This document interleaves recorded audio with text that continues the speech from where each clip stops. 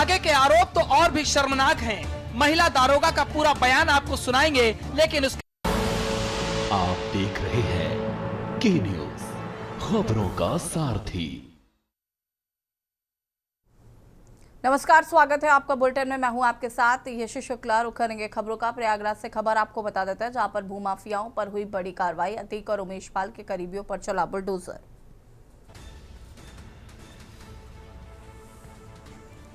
10 बीघा में अवैध प्लॉटिंग ध्वस्त। पीडीए का नियमों की धज्जियां उड़ाने वालों के खिलाफ सख्त रुख।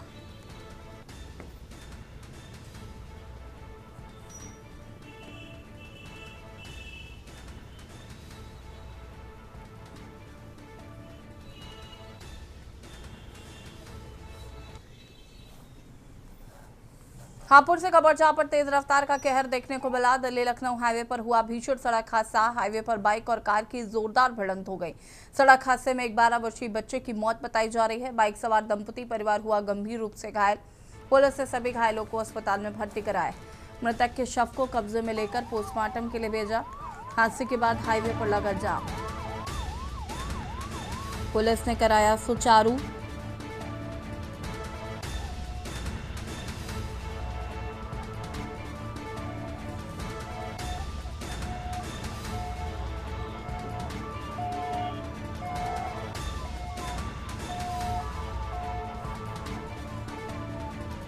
पुलिस ने सभी घायलों को अस्पताल में भर्ती कराया। गढ़कोतवाली क्षेत्र के मंडी के सामने NH9 पर हुआ सड़क हादसा।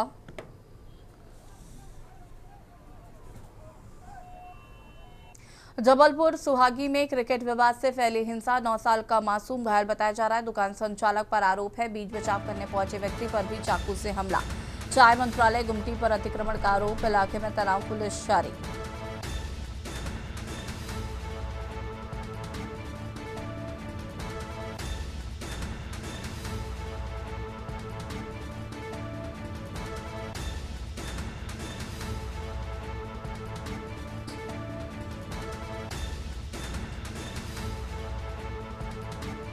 बीच बचाव करने पहुंचे व्यक्ति पर भी चाकू से किया गया हमला।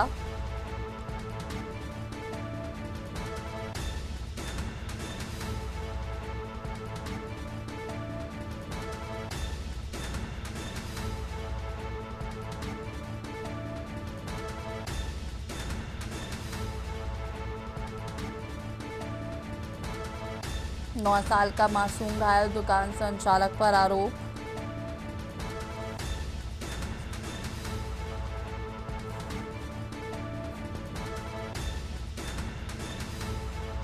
चाय मंत्रालय गुमटी पर अतिक्रमण के आरोप।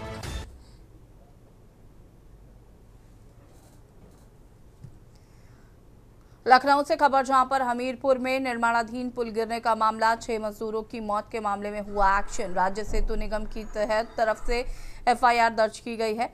शासन के सख्त निर्देश पर बड़ी कार्रवाई की गई है। कार्यदायी कंपनी द सेल्टर और मालिक विजय प्रताप सिंह पर हुआ केस। सुपरवाइजर नीतीश चंद के खिलाफ भी दर्ज कराई गई FIR।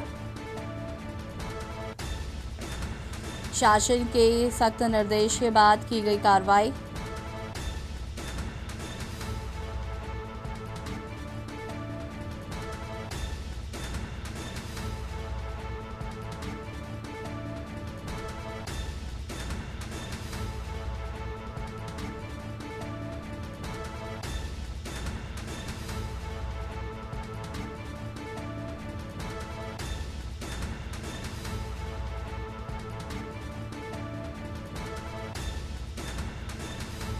छह मजदूरों की मौत के मामले में हुआ एक्शन। राज्य सेतु निगम की तरफ से FIR दर्ज। शासन के सख्त निर्देश के बाद बड़ी कार्रवाई। लखनऊ से खबर, जहां पर परिवहन विभाग में तबादले। 26 सहायक संभागीय परिवहन अधिकारियों के तबादले हुए। IS KP सिंह ने तबादला आदेश जारी किया। तबादलों से महकमे में मची खलबली।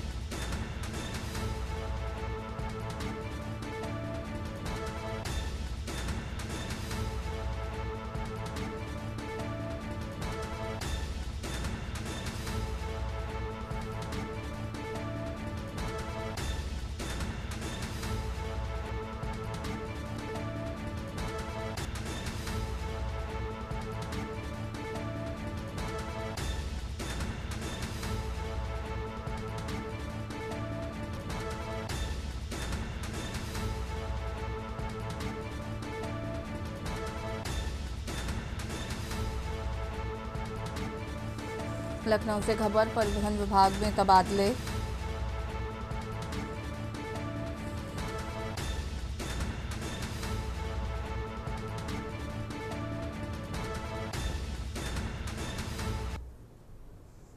कानपुर के कोयला नगर स्थित गुरहर्रा स्कूल में आयोजित 2 दिवसीय काइन समेट का प्रथम दिवस उत्साह, नेतृत्व और कूटनीतिक विमर्श के साथ संपन्न हुआ। कार्यक्रम में विभिन्न विद्यालयों से आए छात्र छात्राओं ने राष्ट्रीय और अंतर्राष्ट्रीय विषयों पर अपनी प्रतिभा का प्रदर्शन किया। उद्घाटन सत्र से लेकर सांस्कृतिक कार्यक्रमों तक पूरे दिन विद्यार्थियों में जबरदस्त उत्साह देखने को मिला। इस मंच पर हमें अपने विचार रखने और विभिन्न देशों तथा नीतियों को समझने का अवसर मिला। इससे हमारा आत्मविश्वास भी बढ़ा। दोपहर के भोजनावकाश के बाद दूसरी समिति सत्र आयोजित किया गया, जिसमें प्रतिभागियों ने विषयगत चर्चाओं को आगे बढ़ाते हुए समाधान आधारित सुझाव प्रस्तुत किए हैं। दिन भर चले बौद्धिक और कूटनीतिक सत्रों के बाद विद्यार्थियों के मनोरंजन और आपसी संवाद को बढ़ावा देने के लिए सांस्कृतिक एवं सामाजिक गतिविधियों का आयोजन भी किया गया। डीजे, मनोरंजक खेलों और आकर्षक प्रस्तुतियों ने समिट के माहौल को और अधिक जीवंत बना दिया। छात्र छात्राओं ने पूरे उत्साह के साथ गतिविधियों में भाग लिया और यादगार अनुभवों के साथ ही पहले दिन का समापन किया गया। आयोजकों के अनुसार काइन समिट 2026 का पहला दिन ज्ञान, नेतृत्व, संवाद कौशल और सहयोगात्मक भावना का उत्कृष्ट उदाहरण रहा। कुल मिलाकर काइन समिट 2026 का पहला दिन विद्यार्थियों के लिए सीख, नेतृत्व और कूटनीतिक समझ का शानदार मंच साबित हुआ। अब सभी की निगाहें समिट के दूसरे दिन पर हैं, जहां कई महत्वपूर्ण चर्चाएं और प्रतियोगिताएं आयोजित की जाएंगी। गुरहर्रा स्कूल में आयोजित काइन समिट 2026 के पहले दिन सुबह से ही प्रतिभागियों का आगमन शुरू हो गया। पंजीकरण और जलपान की व्यवस्था के बाद कार्यक्रम का शुभारंभ दीप प्रज्वलन और गणेश वंदना के साथ किया गया। इस अवसर पर मुख्य अतिथि मेजर विराट मिश्रा सहित कई गणमान्य अतिथि मौजूद रहे। आज के विद्यार्थियों में नेतृत्व और निर्णय लेने की क्षमता विकसित करना बेहद आवश्यक है और ऐसे आयोजन छात्रों को वैश्विक मुद्दों को समझने और अपने विचार प्रभावी ढंग से रखने का अवसर प्रदान करते हैं। कार्यक्रम में विद्यालय की प्रधानाचार्य मोनिका गुप्ता ने भी सभी अतिथियों और प्रतिभागियों का स्वागत किया।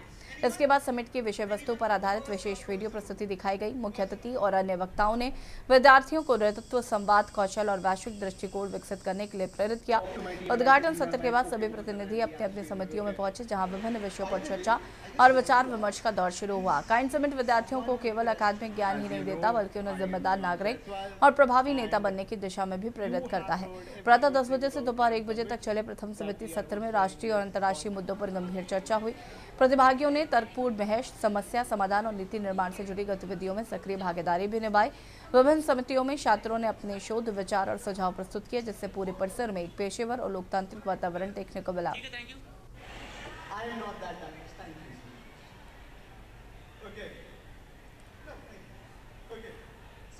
आज जो हमारा काइन समिट का प्रोग्राम है, इसमें हमारे पास 700 बच्चों ने प्रतिभाग किया है, जिसमें हम बच्चों को public speaking, creative thinking, innovation और स्टेज पे जो उनका फेयर है उसको रिमूव करने के लिए इस तरीके की हमने प्रतियोगिता MUN रखा हुआ है, एक समिट रखी हुई है जो हम स्कूल के साथ देवांश जायसवाल के साथ मिलकर हमने ये काइन समिट 2026 किया है।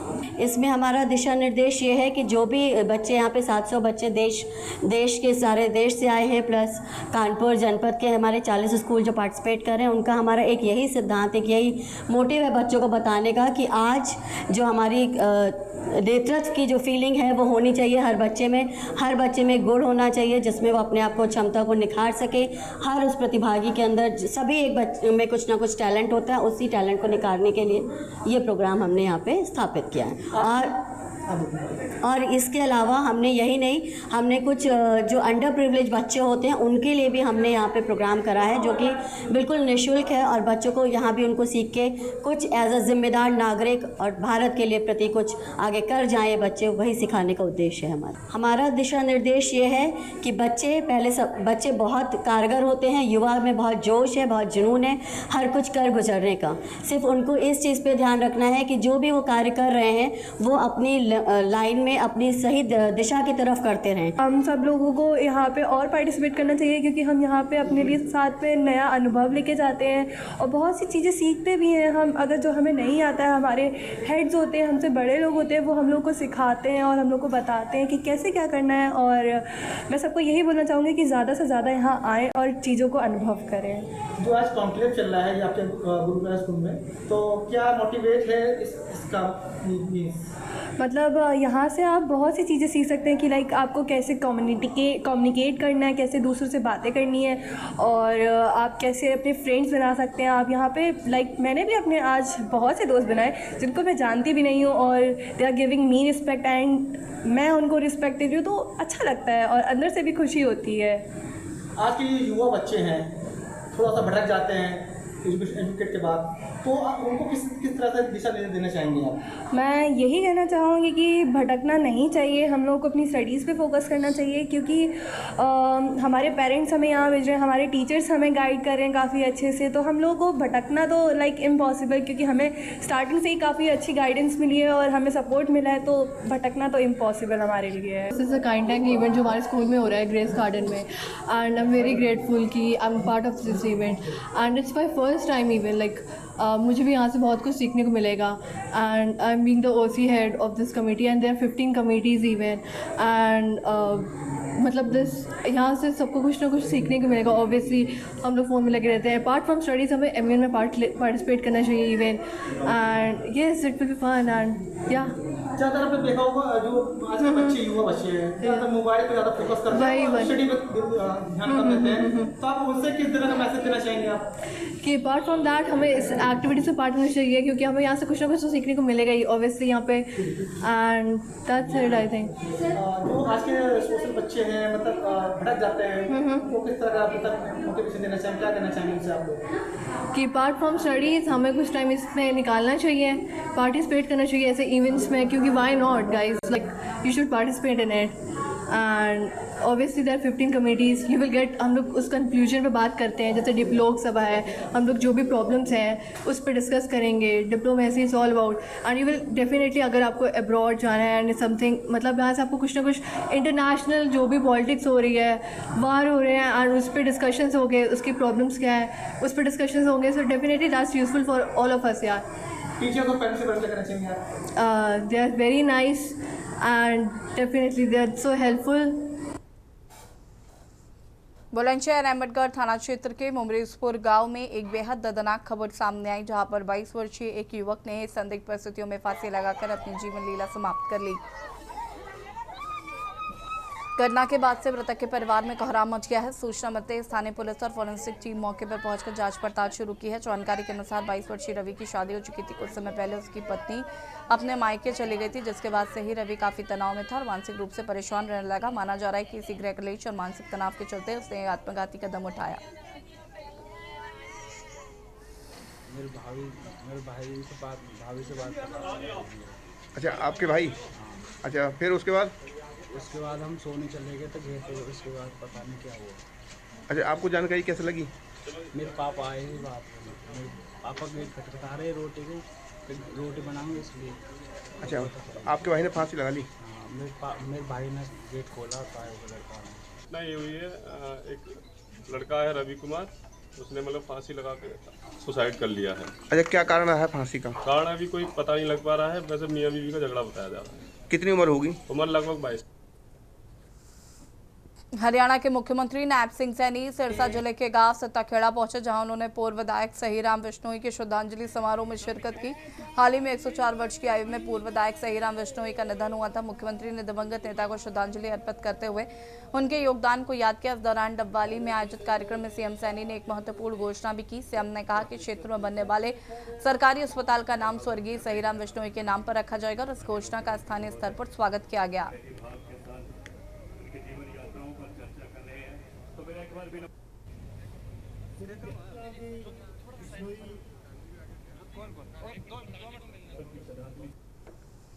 राम मंदिर आंदोलन के प्रमुख चेहरों में शामिल साध्वी ऋतंबरा अयोध्या पहुंची, जहां उन्होंने राम मंदिर परिसर और मां दुर्गा मंदिर सहित विभिन्न धार्मिक कार्यक्रमों में हिस्सा लिया।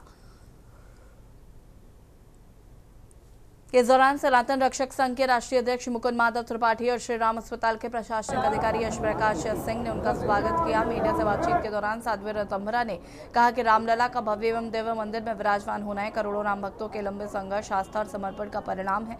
उन्होंने आंदोलन के दिनों को याद करते हुए कहा कि उन्हें हमेशा विश्वास था कि प्रभु श्री राम का मंदिर धूमधाम से बनेगा।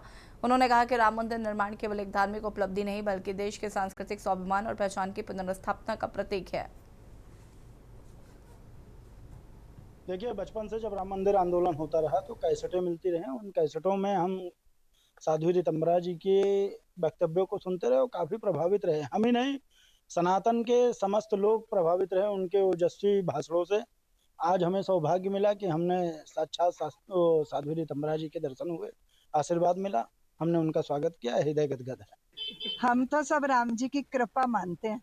मैं बहुत साल पहले कहती थी राम जी करा रहे हैं, राम जी का काम है, राम जी के काम में काहे का विराम है, जिंदा रहे तो जग जीवन ललाम है, मर भी गए तो रहने को स्वर्ग धाम है।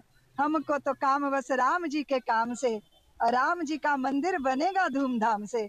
अब आप देख लीजिए, राम जी की कृपा से राम जी आ गए हैं, हम सबके हृदयों की दरिद्रता दूर हो गई है। अब कुछ दिन के बाद मानसून बरसात का मौसम आने वाला है। हजारीबाग के शहरों में जल जमाव के बाद नालियों में भी पानी भर जाता है। थोड़े से बरसात के बाद नाली पर गंदा पानी सड़क पर बहने लगता है। कहीं कहीं सड़क पर जल निकासी नहीं होने के उपरांत जल जमाव की स्थिति हो जाती है, जिससे कई दुर्घटनाएं भी होती हैं। आने वाले मानसून को लेकर नगर निगम के सहायक नगर आयुक्त ने कहा कि पूर्व से हम लोग नालों की सफाई कर रहे हैं और जल्द ही ये कार्य पूर्ण कर दिया जाएगा।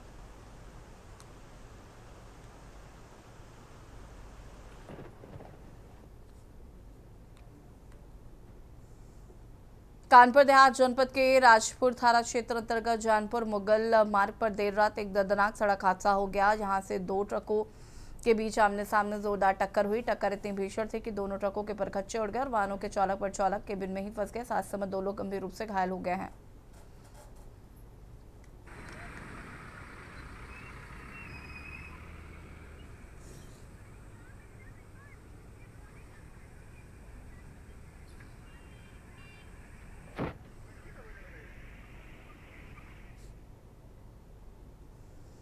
उत्तर प्रदेश के अमरोहा जिले से बेहद दुखद खबर सामने आई, जहां पर घरेलू कलह से तंग आकर एक 25 वर्षीय युवक ने फांसी लगाकर अपनी जीवन लीला समाप्त कर दी।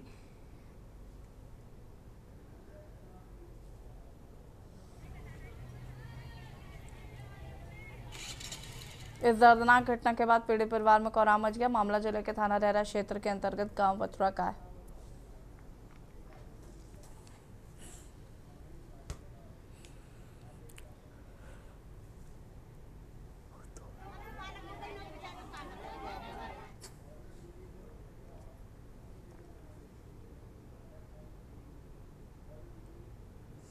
भारतीय कम्युनिस्ट पार्टी भाकपा के राज्य परिषद सदस्य रणदीप सिंह ने देश के कुछ केंद्रीय मंत्रियों और मुख्यमंत्रियों पर बेहद गंभीर आरोप लगाए हैं। इस संबंध में उन्होंने जिलाधिकारी के माध्यम से महामहिम राष्ट्रपति को संबंधित एक ज्ञापन सौंपा, जिसमें गौमांस भक्षण का आरोप लगाते हुए इन मंत्रियों और मुख्यमंत्रियों को तत्काल उनके पदों से हटाने की मांग की गई है। तथा केंद्रीय मंत्रिमंडल में भी आपके गौमांस भक्षी मंत्री है, जिससे सनातनी हिंदुओं की भावनाओं को ठेस पहुंचती है। इस संबंध में भारतीय कम्युनिस्ट पार्टी ने एक पत्र राष्ट्रपति महोदया को लिखकर मांग की। उत्तर प्रदेश के बुलंदशहर जिले से मानवता को शर्मसार कर देने वाली खौफनाक वारदात सामने आई। यहाँ पर खुर्जा कोतवाली क्षेत्र में दहेज की भूख में अंधे पति ने अपनी जीवन संगनी पर बर्बरता की सारी हदें पार कर दी। आरोपी पति ने अपनी पत्नी को राइफल की बट से इस कदर बेरहमी से पीटा कि पीड़िता के दांत टूट गए। इस पूरी हैवानियत का वीडियो सोशल मीडिया पर वायरल हो रहा है, जिसे देखकर आम जनता का गुस्सा भड़क उठा और लोग आरोपी के खिलाफ सख्त कार्रवाई की मांग कर रहे हैं।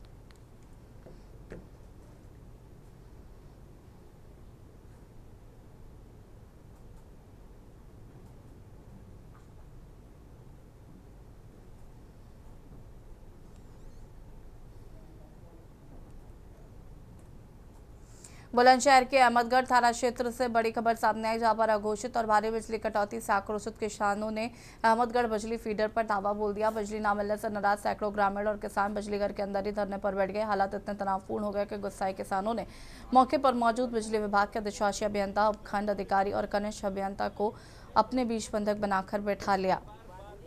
हम लोगों द्वारा इनको पूरी सप्लाई देने का प्रयास किया जा रहा है। जो छोटी मोटी समस्याएं हैं उसके लिए आप लोग आए हैं, बैठे हैं, हम लोग उसको जो है हम देख लेते हैं, समाधान कराने का प्रयास करते हैं। आगे के लिए हम लोगों ने यहाँ पर एक ट्रांसफार्मर के लिए प्रपोजल दिया है, 5 MVA का ट्रांसफार्मर लगेगा, तो समस्याएं इनकी जो है पूरी तरीके से हो जाएगी। अच्छा सर, अगले महीने में ही हो जाएगा। हम लोगों ने वो करा भी लिया है और जल्दी ही ये। ऐसा है कि इस फीडर की सबसे दयनीय स्थिति इसी फीडर की है। इस पे आप समझो जो इनका बिजनेस प्लान में पीछे फंड सरकार से आया, ना तो इन्होंने कोई लाइन बदली है, एक भी पुरानी लाइन का नया मतलब आपको नए तार या कुछ तरह का काम नहीं हुआ। और आज हम यही पूछने आए कि आपने हमारे बिजनेस प्लान में हमारे इस फीडर को कितना पैसा अलॉट हुआ और कहाँ कहाँ आपने नई लाइन बनाई। सब किसान यहाँ बैठे हैं, लाइन का हिसाब ले भाई, कहाँ तुमने नई लाइन बनाई। जो लाइन रोज फॉल्ट हो रही है, रोज टूट रही है लाइनें, भाई क्यों टूट रही हैं? आप कह रहे हो कि ओवरलोड चल रहा है, भाई ओवरलोड आपने 5 से 7 की कर दी, 7 से 10 की हॉर्स पावर कर दी। अच्छा, आज भारी तादाद में किसान यहाँ अहमदगढ़ फीडर पर धरना दे रहे हैं, क्या कारण है धरने देने का? बिजली की कटौती। बिजली किसान को 10 घंटे की सरकार ने कहा है, 10 घंटे बिजली नहीं मिल रही है। 8 दिन से तो 2 घंटे 1 घंटे कट के बिजली मिल रही है। इसलिए हम हाइडल अहमदगढ़ पे धरने के लिए आए हैं, जिसमें विद्युत विभाग के अधिकारी भी यहाँ पे हैं। अच्छा, अगर आप लोगों की जो समस्याएं अगर वो पूरी नहीं होती है तो धरना जारी रहेगा? धरना जारी रहेगा और तमाम अधिकारी हमारे साथ ही धूप में बैठे रहेंगे। पश्चिमी उत्तर प्रदेश में लगातार गर्मी का सितम बढ़ता जा रहा है और इस वक्त के न्यूज़ की टीम यूपी के जनपद बुलंदशहर के अहमदगढ़ फीडर में पहुंची है। देखिए, भीषण गर्मी में किसान धरना देने को मजबूर हैं। किसानों की जो समस्या है, किसानों का कहना है कि 10 घंटे बिजली का मुख्यमंत्री ने आदेश किया, लेकिन किसानों को 1 या 2 घंटे मात्र बिजली मिल रही है। तो आखिरकार वो जो 8 घंटे बिजली है वो कहाँ बंदरबाट की जा रही है? देखिए, लगातार किसानों बेचारे धरने पर बैठे हैं और तादाद में किसान धरने पर बैठे हैं। ऐसी क्या समस्या आई जो अपने काम को छोड़ किसानों को धरने पर आना पड़ा? तो समस्या तो जो है किसान के पानी की है। आज जो है जो पानी धानों में लग रहा है, आप समझिए जब बिजली ना मिलेगी फसल की बढ़ती बन रही है। बिल्कुल आप समझोगे सूख के जा पड़ी और वो कितने लग जाएगी। भाई बिजली के लिए आए, भाई जब बिजली की हमारी व्यवस्था है, हमें आपने कनेक्शन दिए, हमें ट्रांसफार्मर दिए, उसके हमने आप लोग पेमेंट करते हैं, भाई तो क्यों हमें बिजली नहीं दी जा रही? अरे दादा, आप क्या कहेंगे धरने को लेकर? भैया मरता क्या न करता, इस किसान के साथ वही हो रहा है। देखिए, एक्सीएम साहब कह रहे हैं कि 12 तारीख में ट्रांसफार्मर की कोशिश है कि 12 जून को आ जाएगा, लेकिन ज़रूरत है आज, भूख आज लग रही है, फसल गिरने जा रही है अपने, मतलब आखिरी पानी है। तो बड़ा अफसोस है जो एक अच्छे अधिकारी पूरी नहीं होती, धरना जारी रहेगा। बिल्कुल जारी रहेगा जी, टांग से टांग बांध के बैठेंगे। भैया एक बढ़ाइयो ले आओ, मेरी टांग एक्सीएम साहब की, एसडीओ साहब की और जेई साहब की। किसानों का कहना है कि अगर समस्या का समाधान नहीं हुआ तो धरना प्रदर्शन जारी रहेगा। अनिल मीना, के न्यूज़ इंडिया, बुलंदशहर। और बॉटम में फिलहाल इतना ही। देखते रहिए के न्यूज़ इंडिया। नमस्कार।